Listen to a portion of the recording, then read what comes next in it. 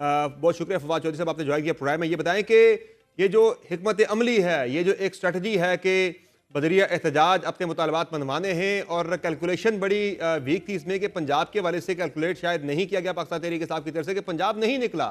और आप भी बेहतर समझते हैं कि जब तक पंजाब नहीं निकलता किसी किस्म की कोई भी सियासी तहरीक कामयाब नहीं हो सकती। तो कैसे देख रहे हैं आप इस सारी सूरत हाल को? नहीं तो पूरा मुल्क तो बंद है। पंजाब ने क्या निकलना है और किसी ने क्या निकलना है? इस वक्त हजारों लोग सड़कों के ऊपर जो है वो पुलिस है। मतलब आप समझते हैं कि यार कोई तो मुसल्ला दस्ते लेके निकलना चाहिए ताकि पुलिस को डिफीट करें? कैसे मतलब अगर एक बंदा निकलता है उसके बाहर घर के बाहर 300 पुलिस वाला खड़ा है। हम्म। गवर्नमेंट को समझने की जरूरत है और इमरान खान की जो पॉलिटिकल रियलिटी है उसको मानने की जरूरत है ताकि मुज़ाकरात से बात आगे चले। अदरवाइज तो देखे ना क्या यहाँ पे इस वक्त हजारों लोग जमा हैं। लाहौर भी अभी तो टेस्ट मैच की इनिंग्स की पहली इनिंग्स का पहला दिन है ना। हम्म। अभी तो 2 दिन चलता है, 3 दिन चलता है, 4 दिन चलता है। उसके बाद अगर मॉब आ गया तो वो देखिए वो किसकी सुनेगा? वो तो नहीं किसी के कंट्रोल में होगा। सो अक्लमंदी तो यही होती है कि मॉब को इकट्ठा होने से पहले चीजें मैनेज की जाए। लेकिन जो टेस्ट मैच में जो पिच है वो बड़ी बाउंसी ट्रैक है, और बड़ी मुश्किल सूरत हाल है। बाउंसर्स बड़े आ रहे हैं, यॉर्कर्स बड़े पड़ रहे हैं, इतने ज्यादा स्कोर्स उस पर इकट्ठे करना बड़ा मुश्किल होगा। नहीं समझ, देखिए ये तो फैसला करना है ना रियासत ने। अगर आप समझें कि एहतजाज को गैर मुसल्ला और पुरअमन एहतजाज की इजाज़त ही नहीं है मुल्क में, और आपका या तो मजहबी शिद्दत पसंद होना ज़रूरी है या अल्ट्रा नेशनलिस्ट होना ज़रूरी है, आपका मुसल्ला होना ज़रूरी है, आप फिर ही आप एहतजाज कर सकते हैं। जिस तरह से आपने देखा कि एक शिद्दत पसंद जमात जो है उसने इस्लामाबाद में आके चीफ जस्टिस पाकिस्तान के सर की बोली लगाई और चले गए। अल्लाह अल्लाह खैर सल्ला, उन्हें किसी ने हाथ भी नहीं लगाया। तो जब आप पॉलिटिशियंस को, हम जैसे लोगों को उठा के पॉलिटिकल एरेना से बाहर निकाल देंगे तो अपोजिशन तो फिर होगी।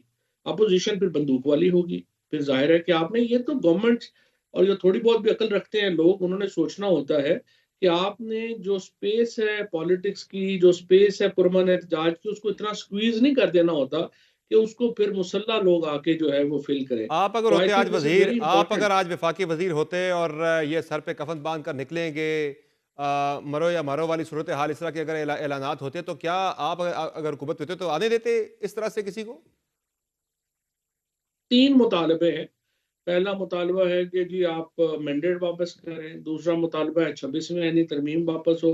और तीसरा मुतालबा है पॉलिटिकल प्रिजनर्स को आप रिलीफ दें। पहले 2 मुतालबात के बजाय तीसरे मुतालबे के ऊपर मेरे ख्याल में अगर आप गौर करें तो असल मुतालबा इस वक्त वही है। अगर आप पॉलिटिकल प्रिजनर्स को रिलीफ दे दें जो आइन और कानून में उनका हक भी है।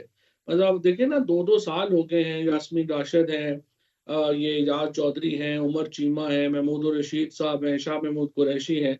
इन लोगों को 15 महीने से लेके 20 महीने तक अंदर हो गया है। उनका कानूनी हक है कि उनको रिलीफ मिले। आपने अदालतें फतह कर ली, आपने यहाँ इलेक्शन हुए, इलेक्शन के नतज में जो 17 सीटें लेने वाला जो है उसको वज़ीर आज़म बना दिया गया, 27 सीटें लेने वाले को सदर बना दिया गया। ना आपने अवाम की कोई तो ये वोट जो की बात तो, मानते तो ये हैं। जो फिर बीच में एक मुज़ाकरात का चैनल चला था, बातचीत का चला था, फिर वो आगे क्यों नहीं बढ़ सका? ज़ाहिर है वहां जब मुज़ाकरात हुए, बातचीत हुई, कुछ ऑप्शन तो तहरीक इंसाफ के सामने भी रखे गए थे। नहीं, वो किसी पे नहीं माने। किसी पे नहीं माने। जो मेरी इत्तलात है वो यही थी कि इनका यही था कि कम से कम अगर पॉलिटिकल प्रिजनर्स को रिलीफ देने की हद तक ही बात हो जाए तो फिर भी निगोशिएट हो जानी थी ये प्रोटेस्ट की डेट। लेकिन वहां से तो बिल्कुल कोई वो नहीं है कि जी बस हम तो मानते ही नहीं, हम तो कुछ समझते ही नहीं है, इनकी औकात क्या है। और जब आप पाकिस्तान के लोगों को कोई औकात ही नहीं समझते तो फिर क्या होगा? फिर तो देखें, हम और आप तो अहम ही नहीं है। तो बस फिर तो जैसे जब देखते हैं कैसा होता है मुल्कों में, हर दफा को अच्छे एंड तो नहीं होता। तो ये बताएं कि अब आगे आप क्या होता देख रहे हैं? जाहिर है ज़्यादा देर तो इस तरह मुल्क को बंद नहीं रखा जा सकता। ज़्यादा देर तो ये प्रोटेस्ट भी सस्टेन करना बड़ा मुश्किल होता है। जब आपके साथ अंपायर भी हो, उस सूरत में भी ये प्रोटेस्ट जो है इतने लंबे नहीं चलाए जा सकते। तो अब तो अंपायर भी आपके साथ कोई नहीं है, तो फिर ये पीटीआई के साथ नहीं है, तो कैसे चलेगा ये मामला आगे? नहीं, पीटीआई को क्या प्रॉब्लम है? आज जो है वो अब मेरा ख्याल है वो कल पहुंचेंगे। अब आज तो नहीं पहुंचेंगे, या शायद परसों पहुंचे। तो परसों तक मुल्क बंद है। आप नहीं मानेंगे, वो यहाँ पे आएँगे, उसके में देखते हैं, खुदा ना करे कोई हादसा ना हो, अल्लाह हादसों से बचाए, और उसके बाद वो दोबारा कॉल दे देंगे 15 दिन के बाद। हम्म। क्या फ़र्क पड़ता है?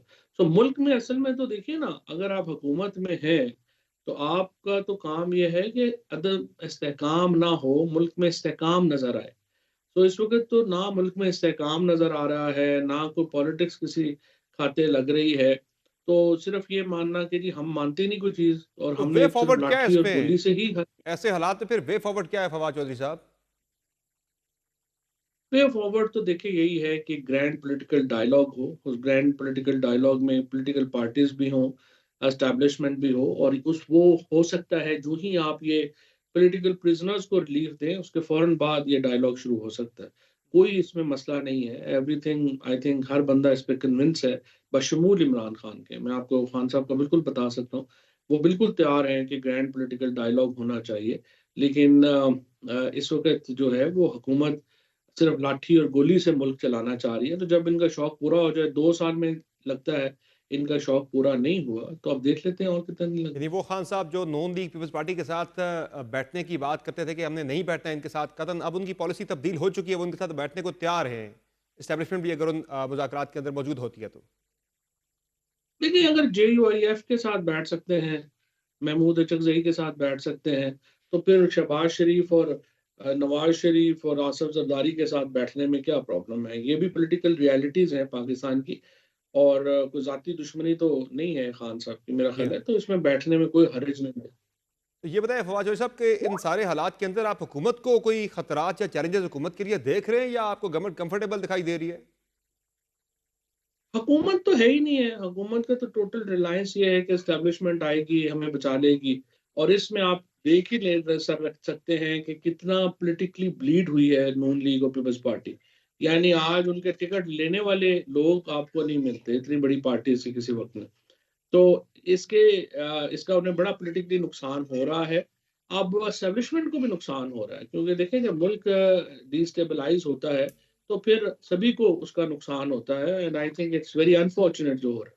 वैसे उन्हें तो मकबूलियत की परवाह अब नहीं है, चूंकि 8 फरवरी के इंतखाबात के बाद तो उन्हें हाँ, समझ आ गई है कि रियलिटी यह है कि मकबूलियत पैमाना नहीं है पाकिस्तान के अंदर, कबूलियत शायद ज़्यादा बड़ा पैमाना है। ये बात ठीक है आपकी, ये बात ठीक है। यही अब लग रहा है कि उन्होंने कहा है कि अवाम की कोई हैसियत औकात ही नहीं है। बट समर इश्यू ये है कि ये हम बर्मा नहीं है, हम नॉर्थ कोरिया नहीं है।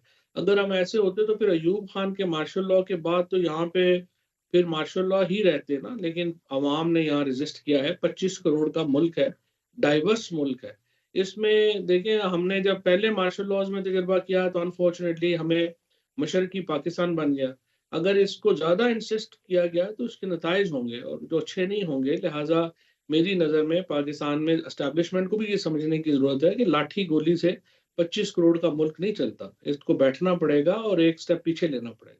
अच्छा, पाकिस्तान तहरीक इंसाफ की अगर मैं बात करूं, जो उनके अहदाफ हैं उनके उसूल में एक बड़ा जो चैलेंज था वो कोऑर्डिनेशन का बड़ा फुकदान था। खान साहब और जो सेक्रेटरी लीडरशिप है पाकिस्तान तहरीक इंसाफ की, या फिर इस वक्त जो दस्तियाब क़यादत है, और उस पर भी काफ़ी शकूक व शुबहात का भी इजहार किया जाता था कि कॉम्प्रोमाइज़ है, पता नहीं क्या मसाइल है, विकेट के दोनों तरफ खेल रहे हैं या किसी मसलियत का शिकार हैं। तो बुशरा बीबी के आने से एक पीटीआई के कारकुनान में तो एक बड़ी होप पैदा हुई थी कि अब मामला जो है वो डायरेक्टली चलेंगे खान साहब के थ्रू, बुशरा बीबी के जरिए आगे आके। लेकिन वो जो उन्होंने एक बयान दे दिया उसके बाद वो काफ़ी उन्होंने बैक सीट नहीं ले ली कि बड़ा एक धचका नहीं है तहरीक इंसाफ के लिए और बुशरा बीबी के लिए भी और या खान साहब के लिए भी। नहीं, जो बयान उन्होंने दिया ज़ाहिर है वो तो एक उसके अभी भी कॉन्सिक्वेंस हैं और आगे चल के अब उसके और भी हो सकते हैं। क्योंकि जो सऊदी अरेबिया से हमारा रिलेशनशिप है, और वो सऊदी लोग जो हैं वो हैं भी, थोड़ा आपको मालूम है कि वो आई आई डोंट थिंक सो, इसके लिए पीटीआई को काफ़ी मैनेजमेंट करनी पड़ेगी और इमरान खान को ज़ाती तौर पे काफ़ी मैनेजमेंट करनी पड़ेगी। इसका बहुत नुकसान हुआ है और होगा भी। अब आगे इसको देखिए, वो पॉलिटिशियन नहीं है और उनको चाहिए यही कि जब देखो ना, आप हैं, मैं हूँ, हम लोग रोज़ टीवियों पे आते हैं, हज़ारों मिनट हम बोलते हैं, लेकिन जो 30 सेकंड हम गलत बोलेंगे वही चलेगा। हम्म। जो हम हज़ारों मिनट ठीक बोले हैं ना, वो लोगों को याद भी नहीं होता।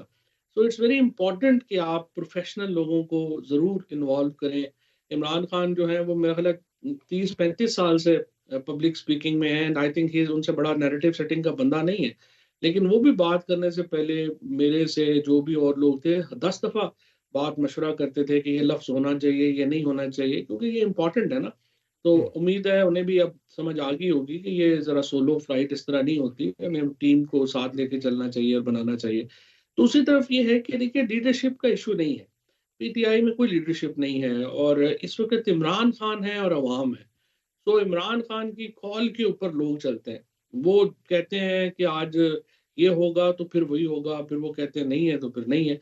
बहरहाल मेरा यही ख़्याल मानना है कि इमरान खान की जो पॉलिटिकल रियलिटी है, उसको मानें, ग्रैंड पॉलिटिकल डायलॉग की तरफ चलें, 1 स्टेप पीटीआई पीछे ले, 2 स्टेप जो है वो हुकूमत और एस्टेब्लिशमेंट पीछे ले और हम किसी किनारे लगें। बहुत शुक्रिया फवाद चौधरी साहब, आपने ज्वाइन किया।